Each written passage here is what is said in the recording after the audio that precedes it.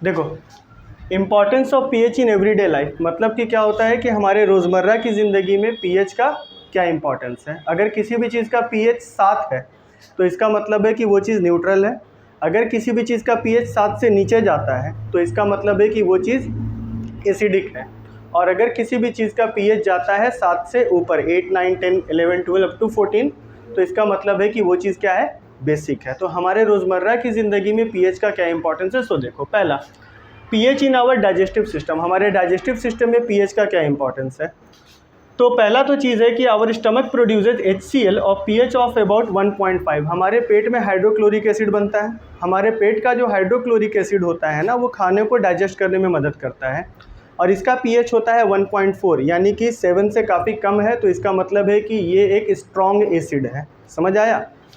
Helps in digestion, लेकिन ये acid फ़ायदेमंद है क्योंकि ये हमारे खाने को डाइजेस्ट कराने में मदद करता है और हमारे खाने के साथ जो जम्स हमारे पेट में गया है उसको वो मारने का भी काम करता है। ठीक है।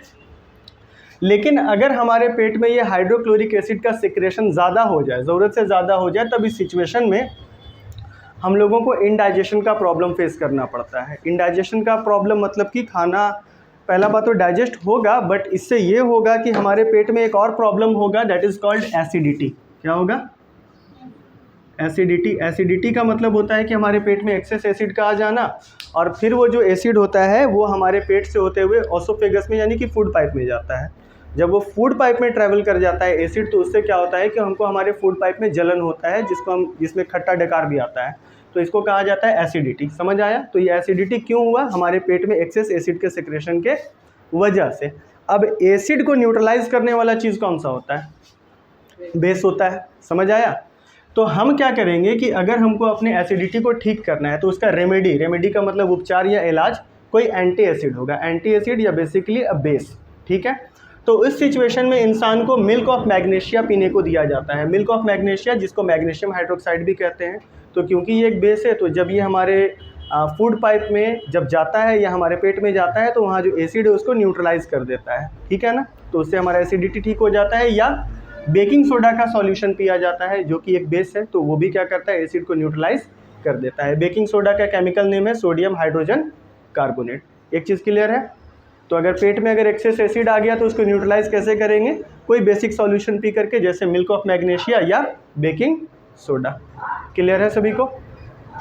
दूसरा देखो, pH changes as the cause of tooth decay, यानी कि हमारे मुंह का पीएच चेंज होने के वजह से हमारा दांत भी सड़ने लगता है। ठीक है। या हमारा दांत खराब होने लगता है। अक्सर ये सिचुएशन आता है छोटे उम्र के लोगों के साथ, बच्चों के साथ। बच्चा लोग को कहा जाता है ना, कम चॉकलेट खाओ। क्यों कहा जाता है कम चॉकलेट खाओ? देखो अभी समझ आएगा। ठीक है।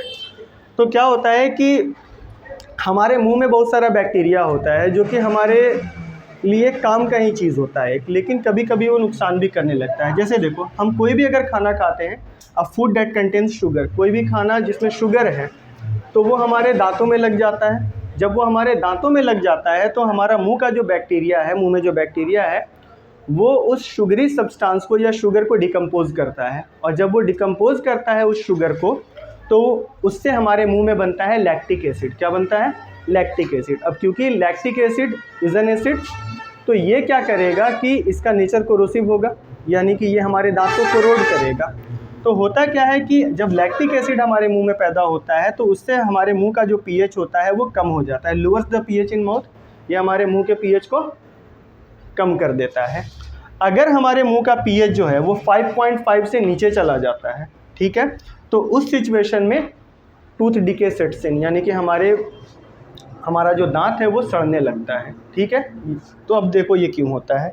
जो एसिड बना, यानी कि लैक्टिक एसिड जो बना, अगर उसका पीएच 5.5 से नीचे जाता है तो वो हमारे दांत के इनेमल को कोरोड करना स्टार्ट करता है। दांत का जो ऊपरी लेयर है वाइट वाला, वो तुम्हारा क्या है? इनेमल कहलाता है, जो कि बना होता है कैल्शियम फॉस्फेट का, जो कि हमारे बॉडी का सबसे हार्ड सब्सटेंस है। ठीक है। तो जो लैक्टिक एसिड बना है वो क्या करता है कि जो हमारे दांत का जो ऊपरी लेयर है इनेमल, उसको कोरोड कर देता है। तो कोरोड करने से हमारा दांत सड़ने लगता है, या कभी कभी ये अंदर की तरफ जाने लगता है तो उससे हमारे दांत में कैविटीज़ यानी कि सुराख होने लगता है। ठीक है। तो जब दांत में सुराख हो जाता है तो दांत का जो अंदर का जो लेयर है, जिसको पल्प कहते हैं, वो एक्सपोज हो जाता है। तो इस सिचुएशन में देखो क्या होता है कि पल्प जो होता है ना, दांत के अंदर का जो सबसे अंदर का लेयर है, उसमें नर्व्स पाए जाते हैं। नर्व्स का काम क्या है? इलेक्ट्रिकल इम्पल्सेस को ब्रेन तक ले जाना, ठीक है। तो इस सिचुएशन में इंसान को ठंडा और गर्म पानी या ठंडा गर्म बहुत कस के लगेगा दांत में।